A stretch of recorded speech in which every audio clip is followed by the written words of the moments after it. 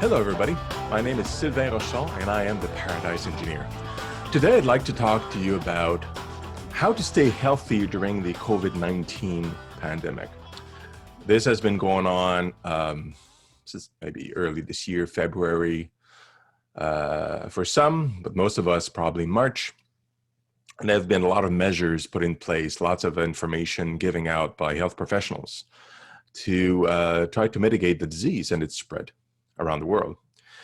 And it's been going on for a long time, which causes additional issues that we don't often enough hear about. So I decided to do this video and do some experiments and do some things that I need to do for myself as well to kind of show I guess a way to live with the virus would be a good way to say it. And I explain why I'm saying this way. So I know there's a vaccine coming pretty quickly, but I'll get to that. Like as some of you know, I have a background in biochemistry, chemical engineering, education. I've been teaching science for over 20 years in different forms and different ways: high school, college, university, consultations, and so on and so on. And I've been studying the virus directly, trying to remain an unbiased observer and educator throughout this crisis, because I can. I just have the knowledge and background and to be able to do that. So hopefully this is going to be of service to you. Let me start with something very basic, something that you all know, because you've heard it from healthcare professionals plenty, but I want to add to it a little bit so that to kind of flesh it out, right? First, let's talk about the virus itself. Okay. Now, the virus is a coronavirus. That is a family of viruses. So it's one member of that family, if you will. It's a type of virus, the way it's structured with its little crowns, and it's kind of formed like a ball. A lot of viruses are ball shaped. But they have a specific types of spikes on top of the virus. And what it does, what coronaviruses typically do, is they infect the breathing apparatus, so down to the lungs, and it goes into the blood, and it does spread to other tissues. And some coronaviruses affect other tissues more than others. It depends. Now, this particular coronavirus, we call it SARS-CoV-2, right?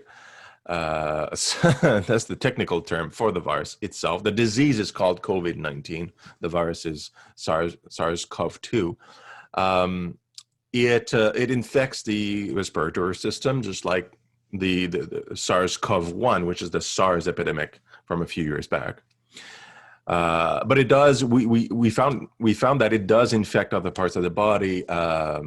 And causes issues in other systems, like the circulatory system. So it exacerbates and causes issues with people that have heart conditions of various types. So it not only affects the lungs. COVID, the disease itself, does not kill a person. I'm not saying it's not deadly. I'm saying the virus itself doesn't kill people. In most deaths, especially with people that are 65 or older, the immune system is not as able to fight infections. It kind of goes wacky a little bit.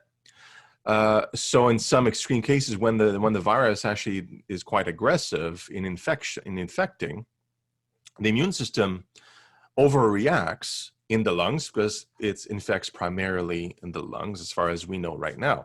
The virus also infects neurons, we know, but we don't have any idea of the long-term impacts of that yet. Anyhow, so in the lungs, what happens with especially older generation people, or people that have already respiratory diseases, is the immune system overreacts and causes lots of fluid to accumulate in the lungs. Because older individuals, and we don't quite understand why, we have some theories about this, the immune system is a little bit out of whack. It's not as efficient and doesn't do its job as well. So sometimes it overreacts cause too much liquid, and then if you have liquid in your lungs, you suffocate. You can't breathe. And that's that phenomenon of immune system overreaction and accumulation of liquid in the lungs. That's what we call pneumonia. Okay, so a lot of people that catch COVID die from pneumonia. It's still flagged as a COVID death because that is the cause of why the pneumonia appears. But I'm just making the point and the distinction that it is a pneumonia that kills. Just like some people die from COVID, not from the pneumonia, but they die from an exacerbated cardiac condition or blood clots in the brain. So it's because they were susceptible to that. COVID exacerbated that. And so you die from the blood clot and not from the virus itself. But the virus, there's a direct causal impact between the virus and the cause of death. So we flag it as a COVID death, right? So that's just some details about the virus. Now, statistically, and I'm putting up a bunch of links in the description so you can do your own reading about most of this. There's very little I'm going to tell you that is not in those links. There's some additions a little bit. On average, if you compare all age groups, you're looking at we're predicting approximately maybe 1% death rates, or what we call the infection fatality rate, IFR. Once we get enough data over time, and it depends on the different areas because there's a lot of variables depending on weather, culture, habits, food. I mean, it's not like a bullet from a gun where if you hit somebody in the head, almost every time you're going to kill them. COVID is an infection that kind of lasts a long time, and its ability to infect and cause death depends on the state of mind and the state of body of the individual, and each culture has a different average of that, right? So in some cultures it may be more like a 22 bullet. In some cultures it's going to feel more like a magnum, right? Because of the health culture of each nation and the weather and all different things. So that aside, just to give a good idea, it's going to be about a 1%-ish fatality rate. Now, it's not equal across all age groups. I was looking for an infographic that I read last week, and I couldn't find it again, so I apologize for that. But I remember some bits of it, and you can probably find it if somebody else is really good at finding it. But there was a research about the fatality rates across age groups, and it was a really nice infographic. So I'm just going to give you little tidbits of it. It kind of said, like, if you're in the between 20 and 29, they use that as a baseline for fatality rates, just to compare how fatal is it on average between different age groups. And in my age group, which is in the 40s, 40-year-olds on average were about 10 times more likely to die from COVID-caused death, right? Compared to the 20 to 29-year-old group, right? And if you look at a group that's like, just before 10 to 19 group, or the younger generation, it's about 10 times less than the 20 to 29-year-olds. So the younger generation will actually have way less chances of dying from COVID than even the 20-year-olds.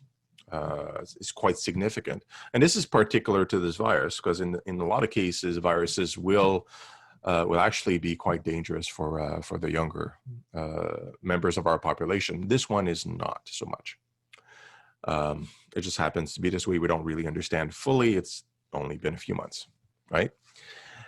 So if you go into to the 80 plus tranche, just for comparison, this is like 400 times more likely to die. Again, it's because of these changes in the immune system and how it's a little bit more out of whack, older, not as responsive. It tends to overreact more. Within that age group, or above 65, we know that from other respiratory diseases like influenza and the common cold, the rate of death, the mortality rate is actually quite higher there too.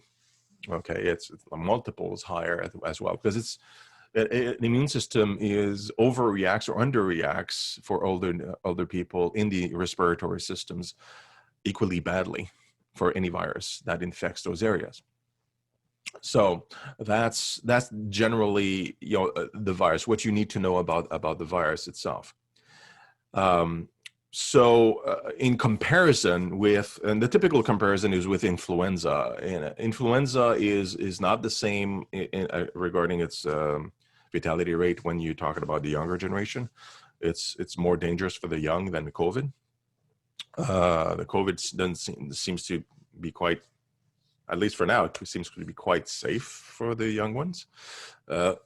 Influenza, not as, it's still safer, but not as much. Anyway, it's not bad.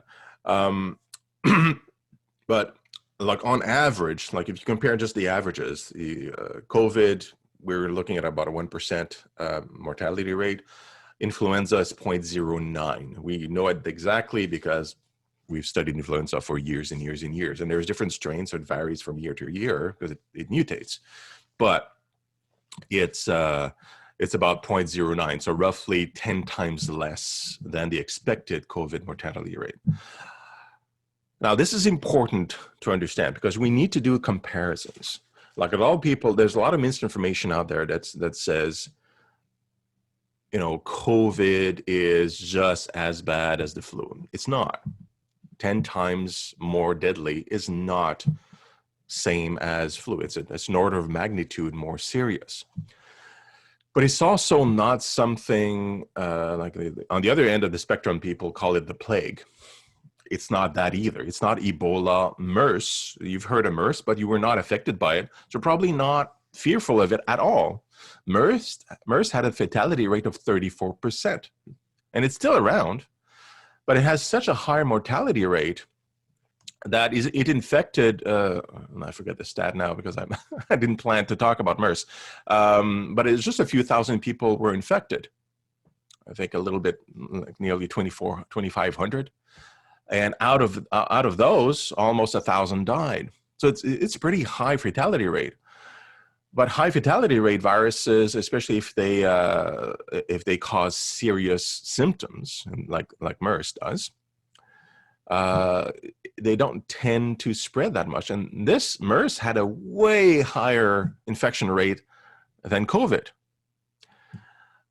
But symptoms are obvious. It's easy to trace. People die easily. They don't go around for 2 weeks infecting other people quietly while being infected.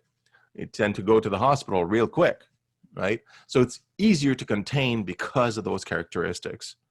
But we're not afraid of MERS, because even though it has a super high infection rate and super high death rate, it just doesn't behave like a virus that will spread around the world, because we were watchful and we have good systems in place.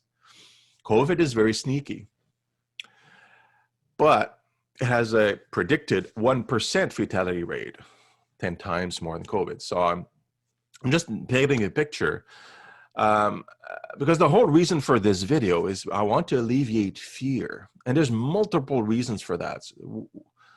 The first one, which is the topic of this video, is health.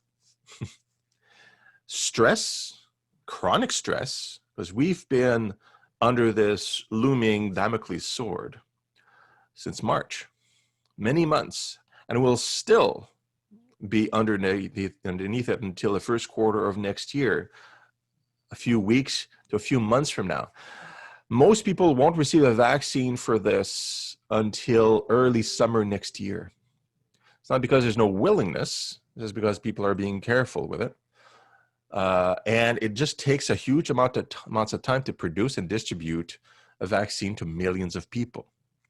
So they need to prioritize people that are more vulnerable, like healthcare workers, and people that are older.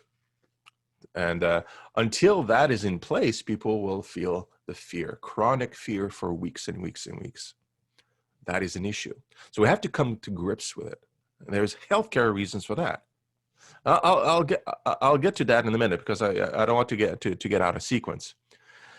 But that's I'm trying to paint the picture that virus is bad, COVID is bad.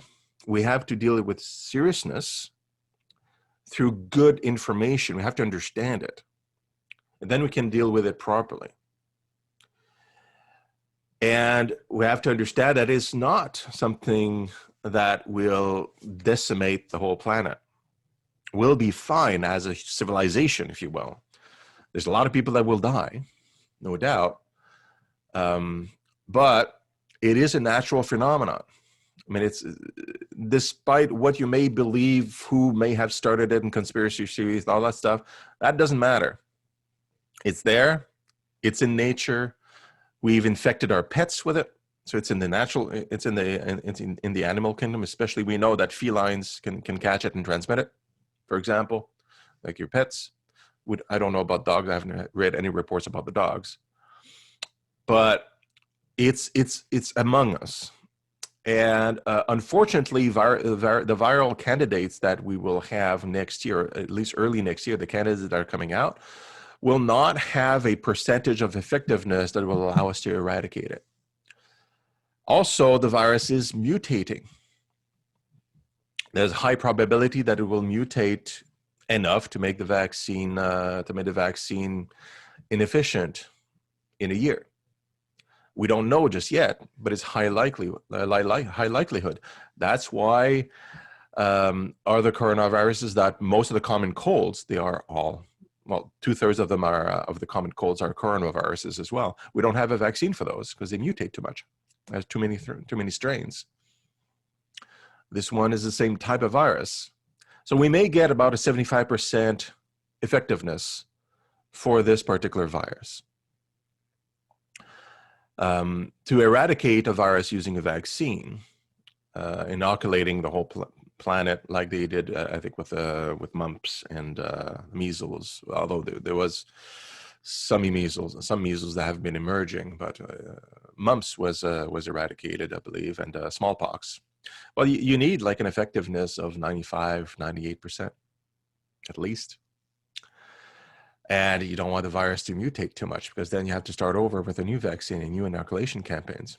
So that's why, unless we find a different way to tackle this for prevention and to boost the immune system, we'll be living with this new virus in our society, and we'll be developing some social immunity because of the vaccine and basic infections over the next few years, to the point where, we'll be careful, but hopefully we'll be able to live with it without fear, because then the fear will cause over time probably more deaths than the virus itself. And I'll get to that in a minute, because that's why I'm making the video, right? Now, right now, what can you do to prevent getting infected? Well, I put up links for the CDC website and also in Health Canada. They essentially say the same thing. Wear masks to avoid infection and to prevent infecting others. Stay about 6 feet apart or more. Don't touch your face. Outdoors, there's little chance of infection unless you go close to someone and you kind of spit in their faces or talk, because we always spit in each other's faces. You just don't see it. There's always some droplets of water, tiny droplets of water that come out of our mouths when we breathe and when we talk. And that goes a certain distance, not that far. It lands on somebody's face. They touch their face, touch their eyes. That's why these measures are in place. If you wear a mask, those droplets don't go anywhere, right? So even it's listed on the CDC website, masks are meant to protect other people in case you're infected. So if you have a virus, it doesn't go out. It doesn't leave your breathing. It stays inside the masks. It helps a little bit from breathing in viruses from the outside. True. But because of our habits and our tendency to touch ourselves without knowing, and then, touching our eyes, and then eating, and then it's in your mouth, it's not very effective to prevent catching it, although it does help a bit. Also, of course, washing hands, because transmission, if there's a water droplet with viruses that land on the surface, you touch the surface, goes into your eyes, or you touch another surface, so it kind of goes all around. Other people can touch their eyes and so on. So you have a question of viral load and how much time it stays on surfaces. But generally speaking, the virus can stay on a surface for quite a while, from depending on the surface, could be a few hours to a few days, right?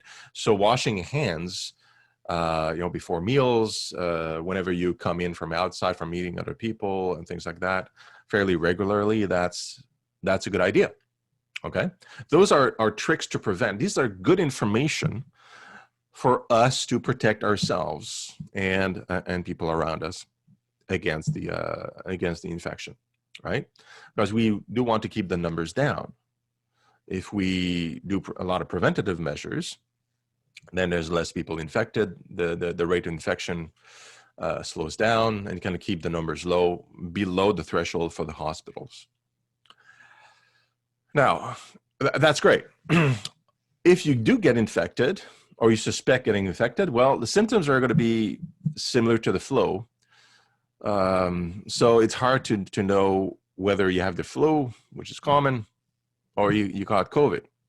Well, COVID has, if in your country you can get tested if you suspect fairly easily, go ahead. In some countries, there's too many lines and you can't unless you have serious symptoms. But basically, if you can't get tested and you suspect COVID, well, self-isolate, just like I did a few weeks ago. Maybe I had COVID, maybe I didn't. I don't know. I didn't get tested. I could get a serology test now, and they could check if I have the antibodies, and and we would know. But in Canada, it's you can't really do that. It's anyway. So, but if you suspect it, when you should go to the emergency room is when you have a difficulty breathing, because that's a sign of the pneumonia. Or if you suspect something and you have a pre-existing condition, like you have high blood pressure, you have a condition that would create blood clots, things like that. Your doctor can advise you to when you should go get checked. Like, I'm not an MD specifically, so do be vigilant with your own personal condition, and I think that's a bit the point I'm going to make in a minute as well, because healthcare is more than just these measures. These are very specific, very simple measures of prevention that we can all adhere to, and they've been repeated. They're good. Yes, use them to prevent infection of yourself and others, right? But here's what's not mentioned a whole lot in the media, and where people typically will check. If you go to the website, and I'm listing a couple below, how do you prevent COVID or any infection is by having a healthy system. Okay, just having a healthy immune system. Because the immune system is your defense. Why do people die of COVID, of the pneumonia? Well, your immune system is overreacting. It's not healthy. It's not doing its job properly. Okay, because if it doesn't overreact, the virus, you'll be sick like the flu for a while, possibly a long time. There may be other neurological impacts to it because we don't know just yet, or circulatory, and because it does infect more than the lungs. But you'll recover. Your immune system will. The virus itself, like I said, does not kill. As far as we know right now, it doesn't kill on its own. It causes other stuff to happen that does kill. Okay, like the pneumonia being the primary one. So having a healthy immune system is paramount for you and us to avoid serious injury and going to the hospital and possibly dying. So how do you keep a strong immune system? Because you can do this while doing the other measures. We should all be striving to have a healthy immune system. Well, don't smoke. Eat well, so fruit and vegetables and variety of food, good food, solid food. Exercise regularly. Keep a healthy weight. Don't drink too much alcohol in moderation. Sleep well, and wash your hands. I already told you about that. That's always good to kind of wash your hands whenever you need it. And to minimize stress, that's tied with the sleep, in fact, because stress, we're talking about physical and psychological stress. They're both tied together, and they both cause a weak immune system, right? So, and that's circling back to what I was talking about before, the fear. People misunderstand the virus. They don't know how to protect themselves, or they freak out when they see something, right? Or they need to go somewhere, and they fear the virus, and it's chronic because we all have to do things. That minimizes your immune system. And stress can cause sleeplessness. Bad sleep can cause bad behaviors like eating junk food more and things like that. And the immune system is not just good for COVID. It's good for every disease that we encounter, and they are everywhere. Viruses and bacteria, other antigens, your allergies, if you have them. The immune system are tackling those all the time. If you feel fear, you stay at home way more than you should.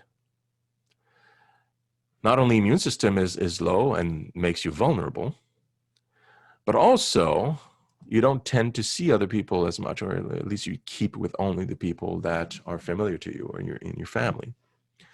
So you have less exposures to antigens that your immune system is used to getting connected with.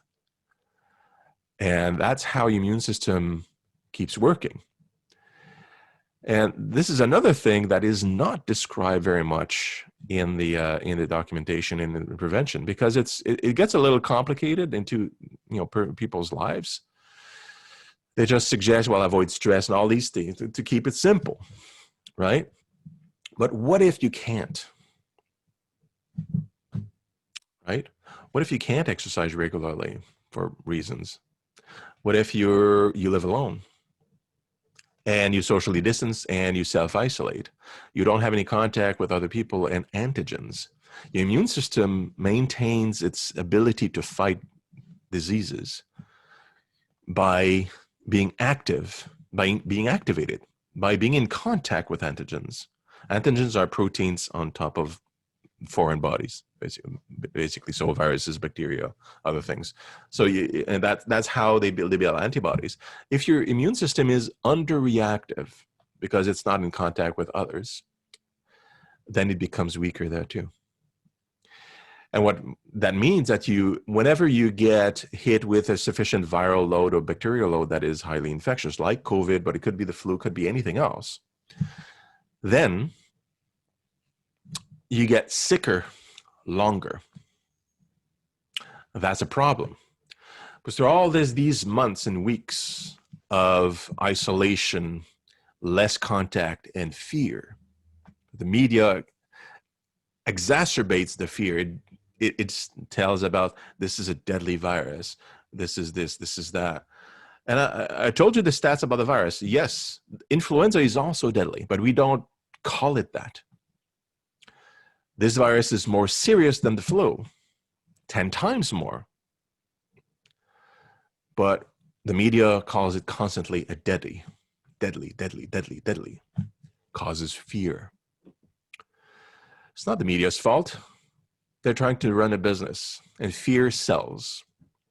I'm here to tell you that a 1% fatality rate for a virus, for which we have means to defend ourselves and to rationally protect others, should not be feared. Some people will catch it, others won't. Some people will get sick. If you keep yourself healthy and stress-free and don't feel the fear of it, you'll probably have a much higher likelihood to get out of it if you get infected. If you don't isolate yourself and you do get into contact with others, you will have a stronger immune system because your immune system is working. If you do get in contact with COVID or something else, you'll be better able to fight it off. So there's a culture of fear right now, which is causing additional issues with people. Because like I said, fear causes death as well. I'm putting down a link below, shows you, and this is specific to the US. Now, I found something similar to Canada, but it's not as nice. um, but there's a link below that shows that until now, this is like late October or halfway through October, I think from the report, that there's a calculation of how many people died in the US, right? And on average, like last year, 1 million people roughly died from all sorts of causes.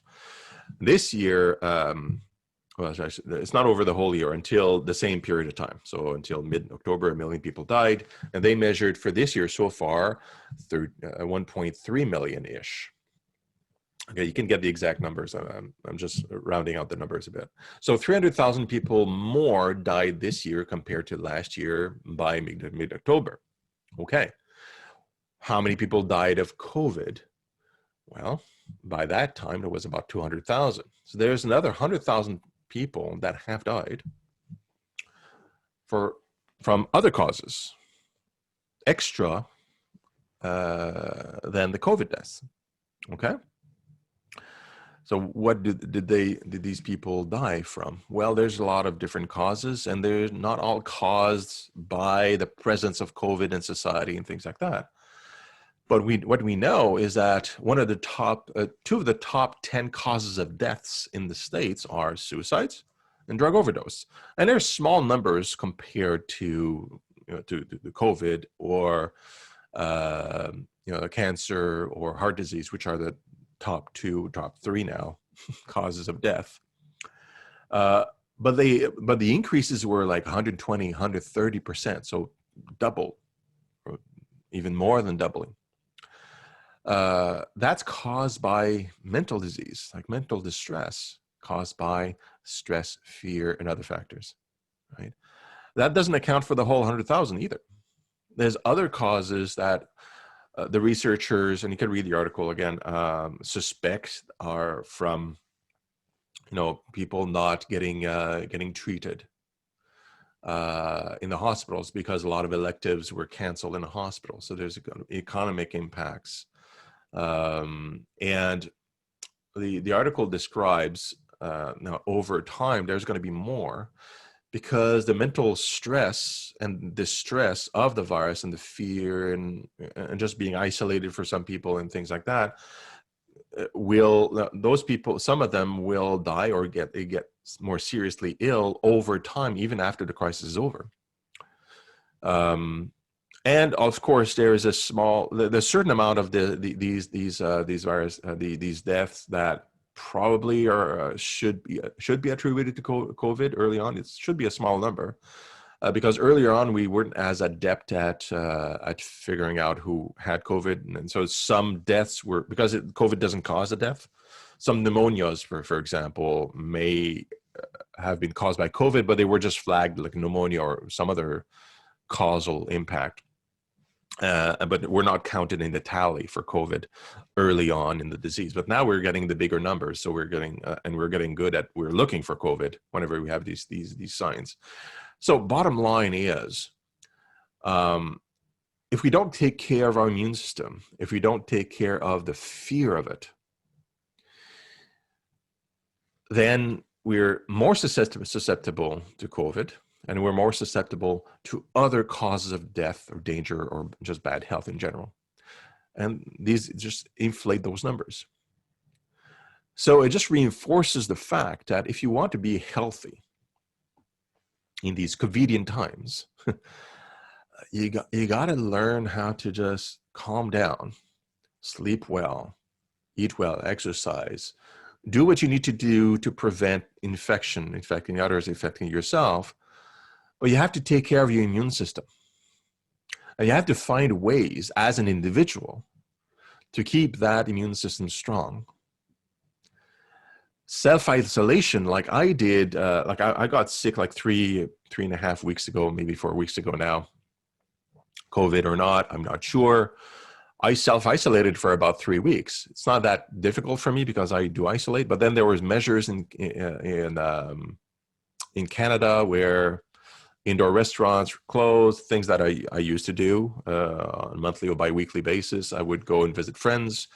These were all canceled because people didn't feel well, and we would, socially distance, but we wouldn't wear masks when we were with each other.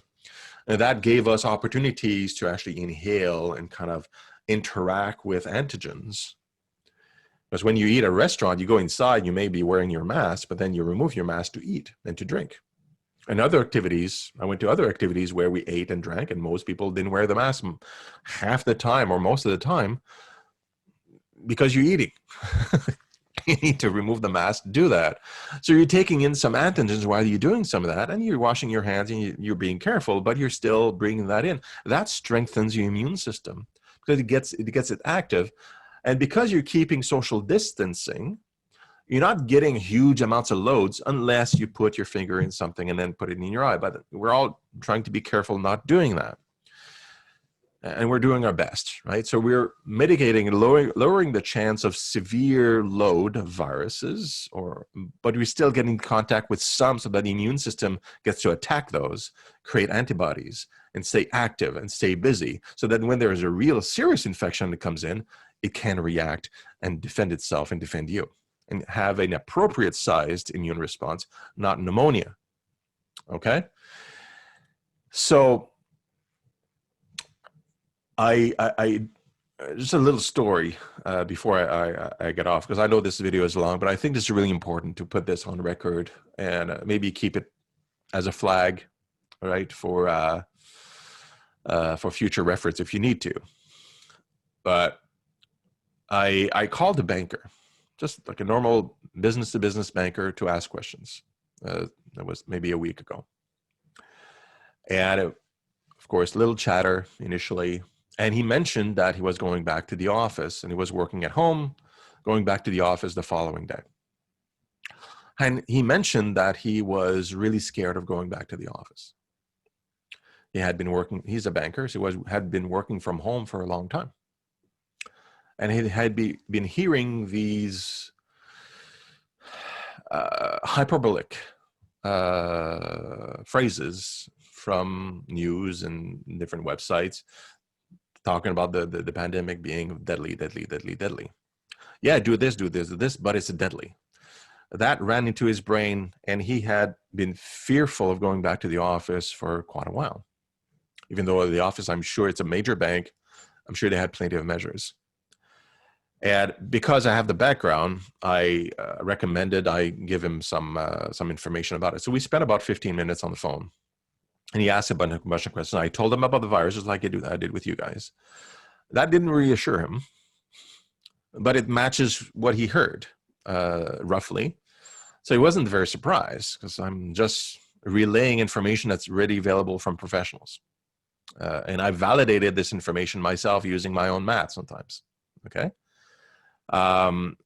But he felt way more comfortable afterwards, because he had measures. He understood how the virus transmits. He understood better the reality of the severity of it. Because if all you hear is deadly, deadly, deadly, in your mind it becomes MERS or the plague or something that to be afraid of, when fear is actually a major cause of death during this pandemic. So I encouraged him to just get good information, and I provided him some. And he was no longer, he was not as afraid to go back to the office, because he knew, honestly, like I said earlier, we have to learn how to live with it. The immune system is not something that switches on and off. It doesn't work that way. None of our systems do. If you stop moving around, you stop exercising, your muscles atrophy. If you stop thinking in complex puzzles and doing and working, and you just kind of watch TV all the time and that's all you do, you don't have any intelligent conversation, your brain will atrophy. You're going to lose neurons. Actually lose neurons. You piss them away. The body is built to be efficient. It destroys what it's not being used to build what it does need. And what needs is what you use it for. So if you use your brain, you maintain it. If you use your muscles like exercise, you're maintaining muscle mass. If you digest, typically people do, but if you digest only liquids, like you only drink milkshakes, your stomach's going to get weak because it's going to atrophy. And then it's very difficult to eat and digest solid food again. The immune system is the same way. If you don't practice it, it gets weak. And if you don't maintain general health, all the systems are weak, including the immune system. And that includes stress. Stress is a poison in your body. So I hope this video is useful to give you good, solid information so that you don't feel so afraid of this. Ignore the words that the media are using. Follow the experts. The experts are not using these terms. At least most of them are not. They're just giving you the facts, giving you what you need to do in different stages. Do that. Be healthy. Enjoy. Laugh. Do things that are fun. Do spend time outside and meet other people. Just don't be crazy about it. Don't go into crowded areas with 100 strangers. You know, just to give you an example of what I did, because I was in self-isolation for so long, and whatever I had, it's still in me. I can feel the symptoms. I mean, the virus is gone because it's been 3 weeks. Like whatever it was, flu, COVID, whatever. Viruses go away, but the symptoms in the body, the condition kind of remained. So I knew I was weak. And I don't go out much, generally speaking, especially now that there's nowhere to go. Everything's closed. And most of my activities for the past 2 months almost were canceled. Most of those physical activities or meeting activities. So what I did, and I posted this on YouTube, is I knew I would get a bunch of reactions, hopefully some questions, and people would think about this, because I did write my reasons why I did this. I had a meeting, finally I had something out, where I knew I was going to be out in the public, something useful for my activities and businesses and things like that. So, but it was an hour bus ride either way, which is fine because, hey, going out is great for the immune system, right? So what I did, because I knew that I had been disconnected from antigens in general, at least the human pathogens, for a long while, I intentionally went on public transportation without a mask. I kept the distances because I knew, since I've been in self-isolation for 3 weeks, I knew I couldn't infect anyone. And masks primarily prevent you from infecting others through the droplets. I was not infected. In fact, the worry was that I was not in contact with antigens. That was the worry. Whatever I had is the symptoms. I still have them. My body is not repairing properly. It's weakened. And the immune system, probably, especially since we've been in the under isolated conditions for months, since I live a little bit like a hermit anyway, my immune system is low. I sleep well, but I don't eat as well as I should, and I don't really exercise as much as I should either, which is something I have to get on. But anyway, so I did that. I took some pictures. The reason why I posted that is because the purpose of this video is about trying to removing the fear. I live without fear because I have all that information that I told you about. I know I can be infected. I may have been infected, but I could get infected again. Others will. This virus will be around, even with a vaccine. It'll be around with us. So I posted, hopefully, some text that shows that I was not afraid, and I definitely wasn't, and I was there to health up my immune system, to get it some work, basically, right? Because the only thing I could do while in those situations, because I've been in self-isolation for so long, I could not infect anybody, but I could pick up some antigens, especially without the mask. right? So I was there on purpose. I was not nowhere near 6 feet from anyone. The buses were basically empty, 5 people per bus, roughly. But services were touched by a bunch of people, even though they do clean those up with the asepticide. So I got some of other people's antigens near my body in my system to get my immune system working. And I did this specifically because in my case, which is not everybody else's cases, I got a weak immune system right now. It's compromised because it's not in contact with enough stuff around. I don't recommend not wearing the mask completely all the time. I'm not advocating that. I'm advocating actually helping out with society and wearing the mask to avoid infecting others. Great, let's do that. But I am entirely against the forced mandates, and the mandates with, especially if it's punitive.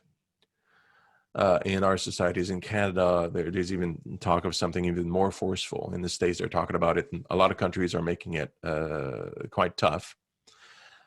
And that's because we have to.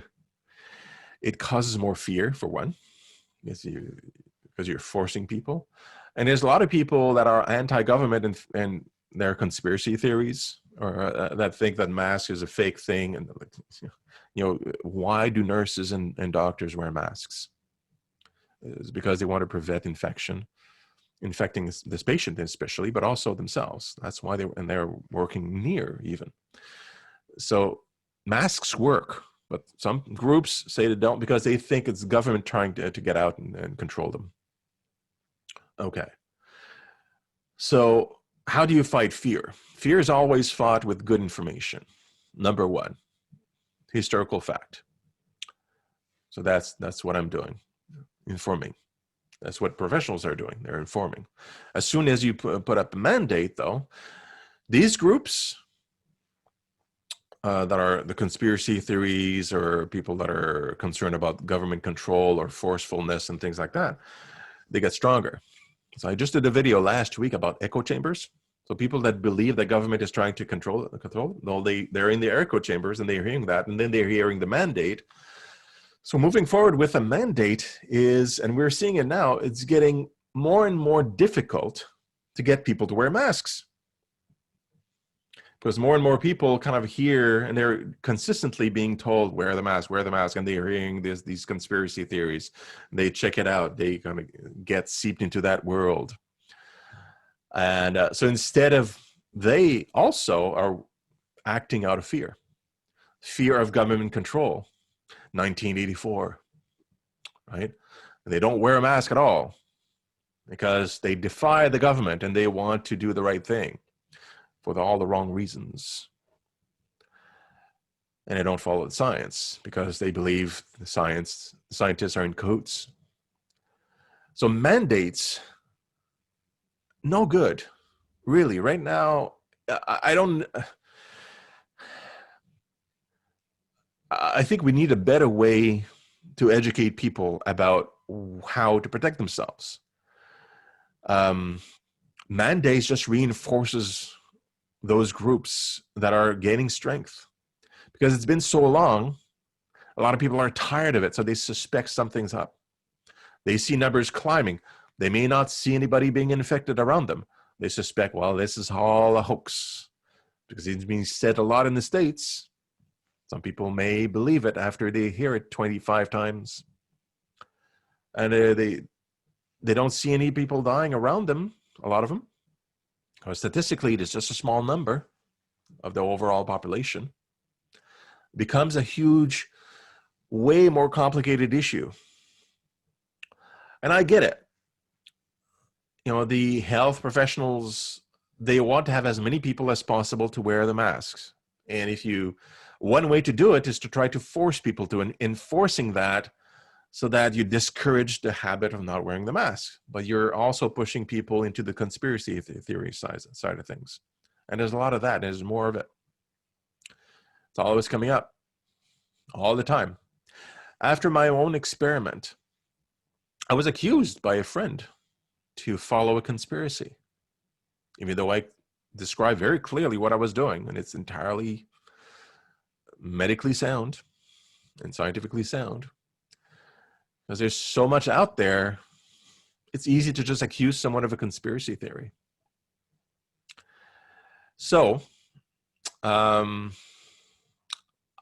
not in favor of the mask mandate, even though I understand why you'd want to do that.